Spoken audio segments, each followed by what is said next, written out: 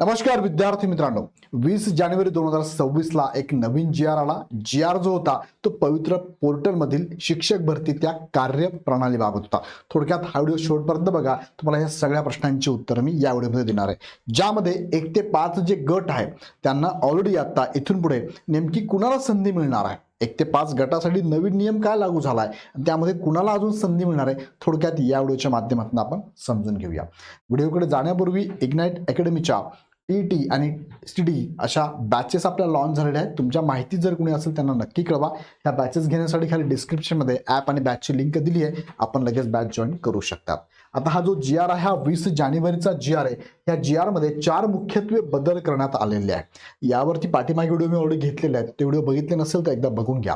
आता ह्या 4 जी आर जो 4 बदल त्यांनी केलेले, ह्या 4 बदलांपैकी जो 1 ते 5 गटासाठीचा आणि चौथा मुख्यत्वे बदल आहे, हा बदल तुमच्या समोर मी ठेवलाय बघा. हा बदल तुमच्या समोर आहे, ज्यासाठी त्यांनी 2 जी आरचा इथे उल्लेख केलेला आहे. त्यामध्ये पहिला जी आरचा उल्लेख त्यांनी केला बघा 19/6/2013चा. हा जी आर पण माझ्याकडे अवेलेबल आहे, तो पण मी चेक केला. त्या जी आर मध्ये हा जो परिच्छेद क्रमांक 61 आहे त्यामध्ये जे त्यांनी मेन्शन केलेलं आहे ते हेच आहे जे इथून त्यांनी मेन्शन केलं बघा.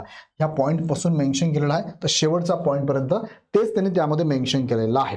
सो हा एक जी आर आहे, वाचून घेतला असेल तुम्ही. आता नवीन बदल जो झाला त्याबद्दल तुमच्याशी बोलतो मी. त्यामध्ये पहिला पॅराग्राफ तर ॲज इट इज आहे, 2 पॅराग्राफ महत्वाचे आहे. त्यातला हा पहिला पॅराग्राफ तुमच्या समोर मी ठेवलेला आहे. ह्या पॅराग्राफ बद्दल तुम्हाला मी इन्फॉर्मेशन देतो. हा पहिला पॅराग्राफ आणि जो दुसरा पॅराग्राफ आहे यामध्ये हा दुसरा पॅराग्राफ बघा, हा दुसरा पॅराग्राफ आहे, याची तुम्हाला माहिती मी देतोय 1 ते 5 गटासंदर्भातला आहे. ओके, सो हा जी आर आहे. हा जी आर पाठीमागच्या व्हिडिओत बघून घ्या.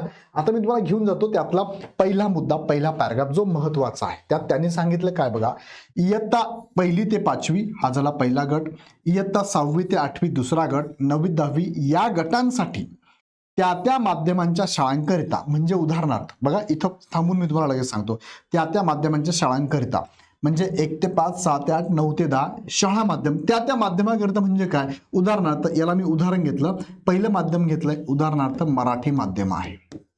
ओके, दुसरं माध्यम पण घेऊ शकतो मी, पण मी एक्झाम्पल घेतलं, पहिलं माध्यम मराठी घेतलं मी. ओके, मराठी घेतलं, दॅट्स इट. ओके, शिक्षक उपलब्ध करून देताना व्यावसायिक अर्हता इंग्रजी माध्यमासह, व्यावसायिक अर्हता इंग्रजी माध्यमासह बघा, व्यावसायिक अर्हता इंग्रजी घेतली.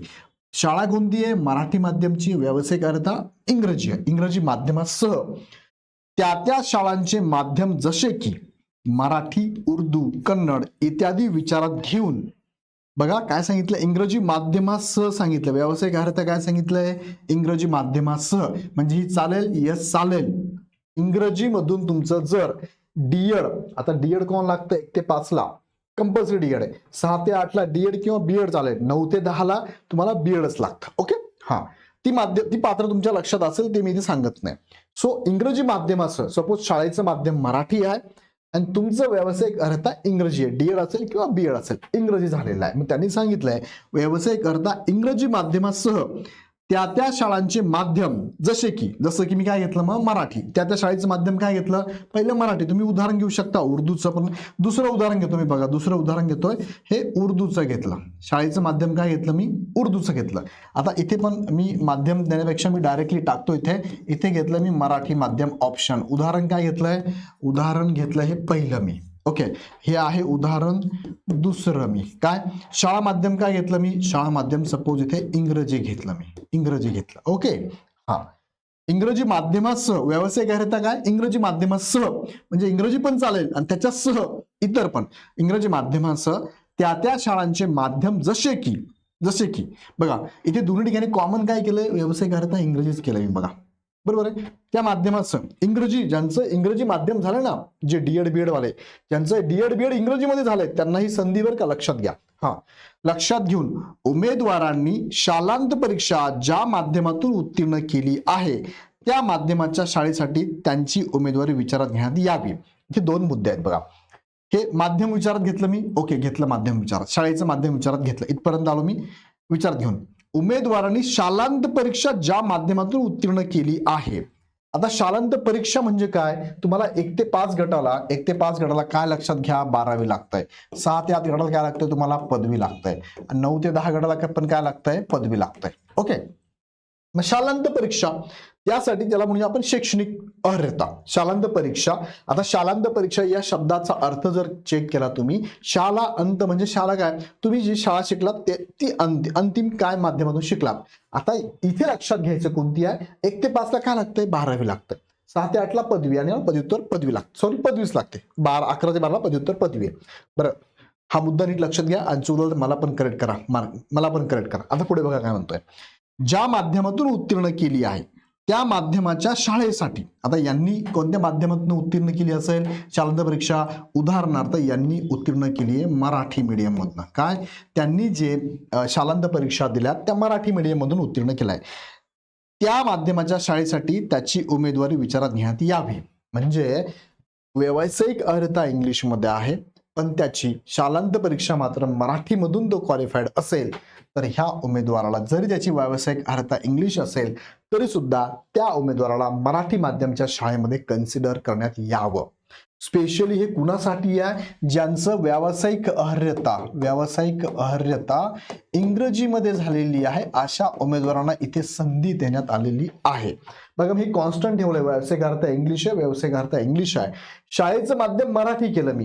दुसरा मी हे झालं पहिलं. दुसरं उदाहरण घेतलं मी, इंग्रजी असेल तर शालांत परीक्षा त्याची कशी असू द्या तो इंग्रजी माध्यमाला जाणारच आहे असं त्यांचं म्हणणं आहे. दुसरा मुद्दा लक्षात घ्या, आता शाळा माध्यम इंग्रजी आहे आणि व्यावसायिक अर्हता इंग्रजी आहे आणि शालांत परीक्षा जर त्यांनी मराठीमधून घेतली असेल तर त्यांनी इथे काय सांगितलंय, व्यावसायिक अर्हता इंग्रजी माध्यमासह त्या शाळेचे माध्यम जसे की, आता इंग्रजी माध्यमाचं असेल आणि त्याचं जर इथे मीडियम जे असेल, शालांत मीडियम जे असेल त्याचं जर का वेगळं असेल तर हा इथे चालेल का, इंग्रजी माध्यमाचा विद्यार्थी इंग्रजी शाळेच्या माध्यमासाठी चालेल का, जर शालांत माध्यम त्याचं मराठी असेल तर त्यांनी याचं उत्तर काय दिलं बघा, शिक्षक उपलब्ध करून देताना व्यावसायिक अर्हता इंग्रजी माध्यमासह त्या शाळेचे माध्यम जसे की मराठी, उर्दू, कन्नड इत्यादी विचारात घेऊन उमेदवारांनी शालांत परीक्षा ज्या माध्यमातून उत्तीर्ण केली आहे त्या माध्यमाचा शाळेसाठी त्याची उमेदवारी विचारात घेण्यात यावी. म्हणजे व्यावसायिक अर्हता इंग्रजी आहे आणि शाळेचं माध्यम कोणतं आहे, शाळेचं माध्यम कोणतं आहे, त्यांनी सांगितलं की व्यावसायिक अर्हता इंग्रजी माध्यमासह, म्हणजे हे कंपल्सरी आहे तुम्हाला. त्याच्यासह ज्या माध्यमाची शाळा आहे त्या माध्यमातून जर त्याचं शालांत परीक्षा उत्तीर्ण झाली असेल तर त्याचाही विचार तुम्ही करावा, त्याचाही सहभाग त्यात करावा असं त्यांनी सांगितलेलं आहे. क्लिअर झाला हा मुद्दा. तिसरं उदाहरण घेतलं मी, सपोज हे तिसरं उदाहरण घेतलं तुमच्यासाठी मी. सपोज याची शाळा माध्यम उर्दू आहे, शाळा माध्यम उर्दू आहे, हे कॉन्स्टंट आहे, इंग्रजी मीडियम मधून त्यांनी व्यावसायिक अर्हता घेतलेली आहे, पण त्याचं जर शालांत माध्यम हे उर्दू असेल तर ह्या विद्यार्थ्याचा विचार इथे करावा असं त्यांनी सांगितलेलं आहे. सेम इथे तुम्ही घेऊ शकता, शाळेचं माध्यम कन्नड असेल, शाळेचं माध्यम काय कन्नड आहे, बाकी त्यांनी इंग्रजी मीडियम मधूनच काय केलंय, इंग्रजी माध्यमातनं डीएड किंवा बीएड व्यावसायिक अर्हता केलेली आहे, पण त्याचं शालांत माध्यम जर कन्नड असेल तर याचा विचार इथे करावा असं हा मुद्दा सांगतोय. कळतंय, पटतंय? नाही तर मला कमेंटमध्ये टाका की सर तुम्ही असं वेगळं सांगता, असं काहीतरी आहे, मला कमेंटमध्ये टाका. आणि दुसरा जो मुद्दा आहे तो आहे बघा हा, 1 ते 5 या गटासाठी सेमी इंग्रजी विषयांकरिता व्यावसायिक अर्हता इंग्रजी माध्यमातून पूर्ण करण्याची अर्हता निश्चित करण्यात आली आहे. पहिला मुद्दा तर हा आहे की तुमचा 1 ते 5 गटासाठी जर शाळेचं माध्यम सेमी इंग्रजी असेल तर तुमची व्यावसायिक अर्हता इंग्रजी असावी लागेल. क्लिअर. त्याच्या पुढचा मुद्दा बघा, त्या सामाजिक, बघा पुढे, त्या सामाजिक प्रवर्गासाठी असे उमेदवार उपलब्ध न झाल्यास काय सांगितलंय, अशा रिक्त राहणाऱ्या पदांसाठी नव्याने जाहिराती देऊन काय पुन्हा ऍड द्यायची तुम्हाला. या उमेदवारांसह, म्हणजे हे जे उमेदवार आहे ना इंग्रजी माध्यमाचे, या उमेदवारांसह अजून कोणता विचार करावा, यांचा तर करावा नवीन ऍडला, पण त्यांच्यासह अजून कुणाचा करावा, ज्या उमेदवारांनी व्यावसायिक अर्हता इंग्रजी माध्यमातून पूर्ण केली नाही. मात्र पहिला त्यांनी काय दिलंय, 12वी सायन्स असेल तुमचं, किंवा BA-MA इंग्लिश मध्ये असेल तर चालेल तुमचं, किंवा BSc-MSc असेल तर ह्या उमेदवारांचा अशी अर्थ धारण केली आहे, अशा उमेदवारांना पात्र समाजात मुभा देण्यात येत आहे. म्हणजे आता हा मुद्दा पण महत्वाचा आहे. काय सांगितलं त्यांनी, की शाळेचं माध्यम इंग्रजी आहे, व्यावसायिक अर्हता इंग्रजी लागेल. ओके, पण जर हा उपलब्ध नाही झाला व्यावसायिक अर्हता मला, तर उपलब्ध न झाल्यास पुन्हा हाड द्यावी यांचा तर विचार करावा पुन्हा. पण त्याचबरोबर त्यांनी सांगितलंय जर अशा उमेदवारांचं व्यावसायिक अर्हता इंग्रजी व्यतिरिक्त इतर कोणत्याही माध्यमामधनं झालं असेल, डीएडच म्हणजे 1 ते 5 ला डीएडच लागतं, डीएड कोणत्याही माध्यमामधनं झालं असेल पण त्याच्याकडे हा इथे पात्र नाही होणार आहे, पण जर हे उमेदवार नाहीच मिळाले तर हे उमेदवार चालतील. पण कंडिशन काय, त्यांची शालांत परीक्षा एक तर 12वी सायन्स असावं, BA MA इंग्लिश असावं किंवा BSc MSc झालेलं असावं. हे उमेदवार इथे या 1 ते 5 गटासाठी सेमी इंग्लिशसाठी हे उमेदवार पात्र असणार आहे. इतर माध्यमातून व्यावसायिक अर्हता असू द्या हे असेल तर त्यांना चालणार आहे. थोडी क्लिष्ट भाषा आहे, तुम्हाला समजले की मला सांगा कमेंटमध्ये. यात तुम्हाला वेगळं काय वाटतं की ते मला कमेंटमध्ये सांगा. आणि हे 2 मुद्दे फार महत्त्वाचे होते, बऱ्याच विद्यार्थ्यांचे मेसेज आणि कॉल होते, सो हे मुद्दे तुम्हाला मी क्लिअर करून देण्याचा प्रयत्न केला. याबद्दल अजून काही शंका असेल तर तुम्ही आमच्या टीमलाही कॉल करू शकता. हा व्हिडिओ इतर विद्यार्थ्यांनाही शेअर करा. आणि मी प्रामाणिकपणे सांगतो, यात तुम्हाला अजून काही शंका असेल किंवा तुम्ही वेगळा विचार केला असेल किंवा तुम्हाला वेगळं वाटत असेल किंवा वेगळंच आहे तर असे मला कमेंटमध्ये नक्की टाका. पुन्हा व्हिडिओ आपण नेक्स्ट व्हिडिओमध्ये. धन्यवाद.